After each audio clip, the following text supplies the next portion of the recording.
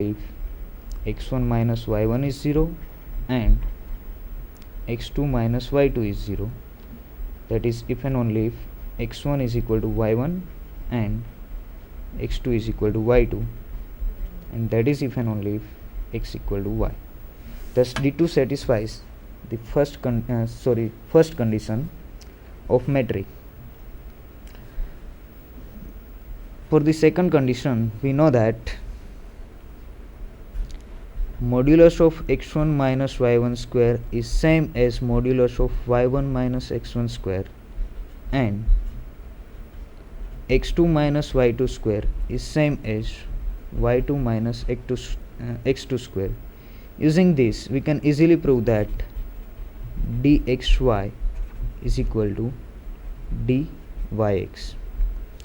Thus D satisfies second condition also.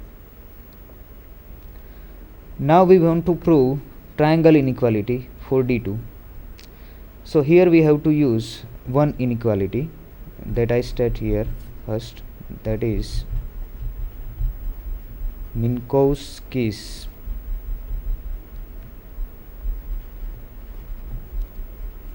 inequality. It is named after mathematician Minkowski. That inequality says summation alpha I plus beta I raised to p whole raised to 1 upon p is always less or equal summation alpha I raised to p raised to 1 upon p plus summation beta I raised to p raised to 1 upon p, I running from 1 to n.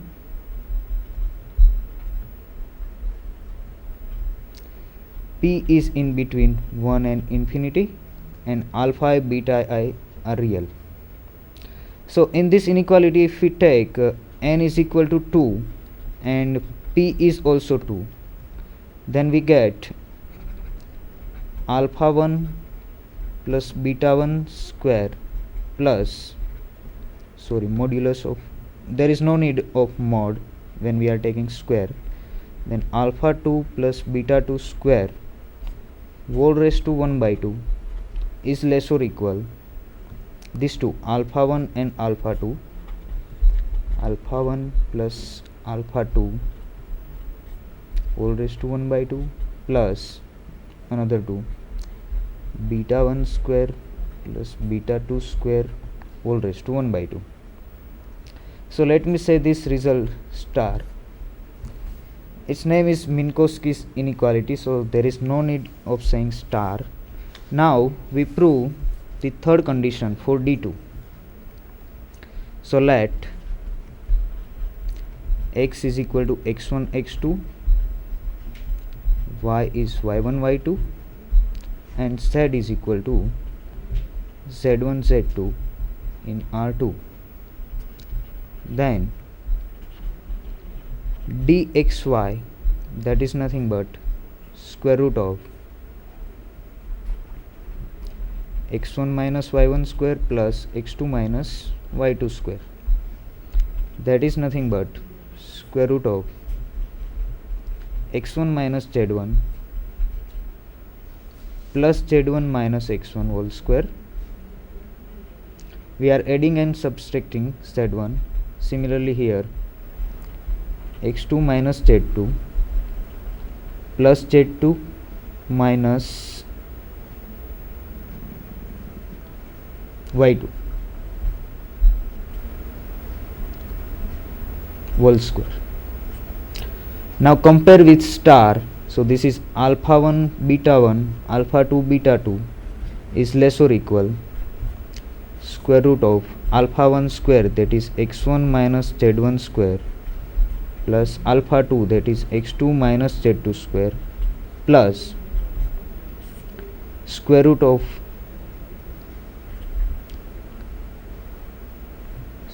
it is x2 here, y1 and y2, okay, z1 minus y1 square plus z2 minus y2 square.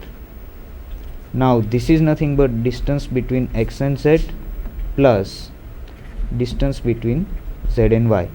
Thus D2 satisfies third condition of metric also. Thus R2 with D2 is a metric space, and this metric D2 is called Euclidean metric on R2. Similarly, we can prove that D infinity, that is maximum of modulus of xk minus yk, 1 is less or equal k is less or equal n, satisfy the three conditions of metric, and hence x D infinity is also a metric space. So here we see that on one set we can give more than one matrices. Now question is that if you have given an arbitrary non-empty set, then can we define a metric on that set always? So answer is yes.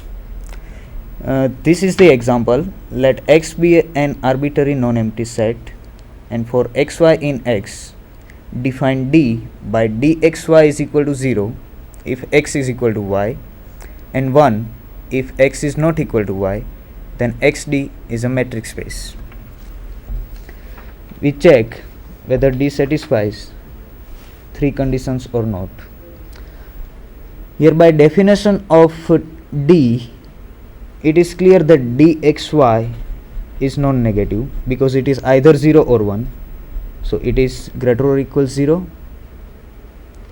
and dxy is equal to 0 if and only if x equal to y. That is also obvious by definition. So first condition is easily proved. Now for the second one, let xy belongs to x. Now if x equal to y, then dxy is nothing but 0 is same as d of yx, and if x is not equal to y, then d of xy is equal to 1 is equal to d of yx. Thus in all cases we have dxy is equal to dyx. Now for the third condition, let xy set belongs to x. Then we have three cases. Case 1, all of them are equal, that is x equal to y equal to z.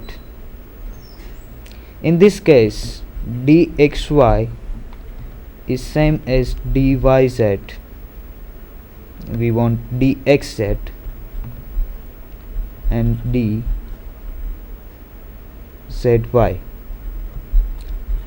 All of them are 0 because x equal to y equal to z, and in this case we have dxy is less or equal dxz plus dzy. Now second case is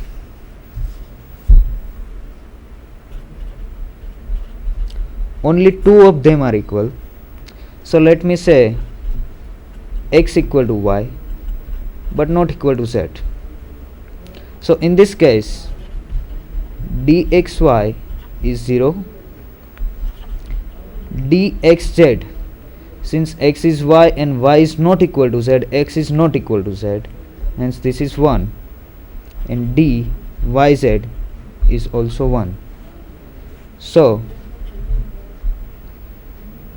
we have dxy is 0 is always less than 1 plus 1, that is nothing but dxz plus dzy.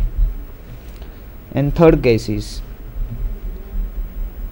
none of them are equal. So let me say x is not equal to y is not equal to z.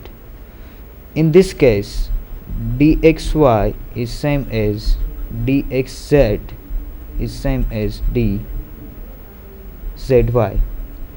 and that is 1. So dxy is equal to 1 which is strictly less than 1 plus 1, and which is nothing but dxz plus dzy. Thus in all three cases we have dxy is less or equal dxz plus dzy, means D satisfies three inequalities of metric. It means xd is a metric space. Here D is called discrete metric on X, and the metric space xd is called discrete metric space. You can see that here there is no importance of 1. You can replace any positive real number instead of 1. Next example is, suppose you have given a metric space, means a non-empty set X and a metric on that set. Now can you define another metric using that metric? So this is the example. Let xd be a metric space and define d dash of xy is equal to dxy divided by 1 plus dxy. Then one can check that d dash also satisfy the conditions of metric. Similarly, one can define d double dash of xy is equal to minimum of 1 and dxy. Then d double dash also satisfy all the conditions of metric. So d dash and d dash are matrices on X. There are many ways to form another metric using the given metric. Now if you have two metrics d dash and d double dash, and if you add them, that is, you have xd1 a metric space, xd2 a metric space, where d1 obviously not equal to d2, means you have two metrics on one set. Then you can define, say, d is equal to d1 plus d2, and you can check that d is also satisfy all the condition of matrix. Another way is, you define, say, d0 is equal to maximum of d1 and d2, then d0 is also a metric on X. So there are many ways we can extend the metric D. We can generate a new metric using the metric D, or using the given metrics d1 and d2.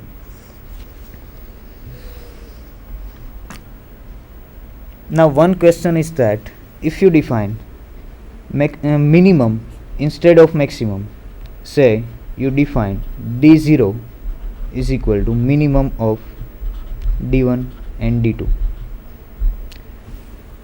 then is d0 a metric on X or not? So let's see an example. If we take X is equal to r2,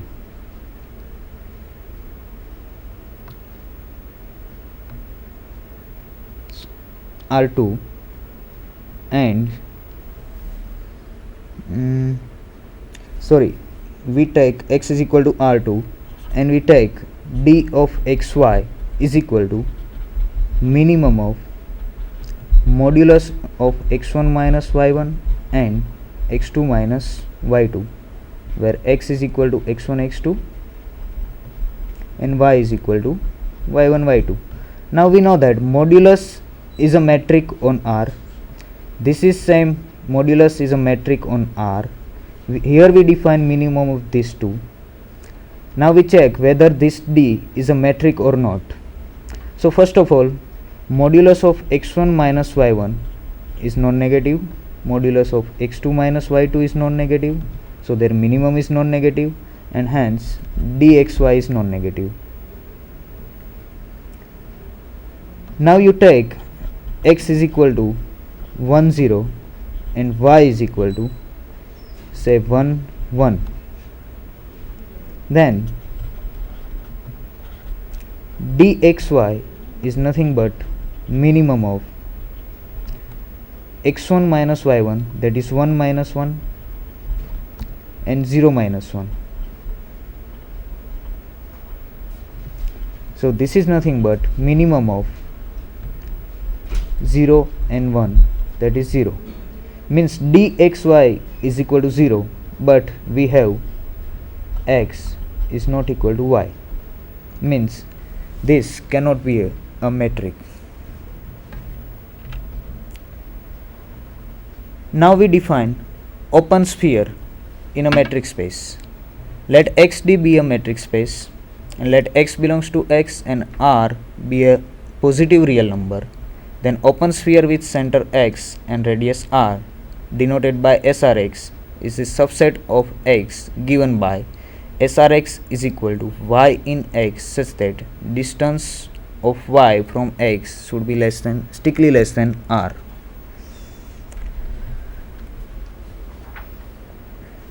We can see geometrically like this. Suppose this is a metric space X and we have given a point X. So by definition, let R greater than 0 be given, then SRX is nothing but all points Y in X such that whose distance from X is strictly less than R. Means we have to collect all the points in X whose distance from X is less than R. So this is nothing but SRX. Similarly, we can define closed sphere. So closed sphere with center X and radius R denoted by SRX is the subset of x given by SRX is equal to y in x such that distance between x and y is less or equal R. Let's see some example of open spheres and closed spheres. If we take x is equal to R, real number, set of all real numbers, and we take usual metric, that is dxy is equal to modulus of x minus y. Now suppose R greater than h0 is given, then SRX, that is nothing but all y in x is equal to R such that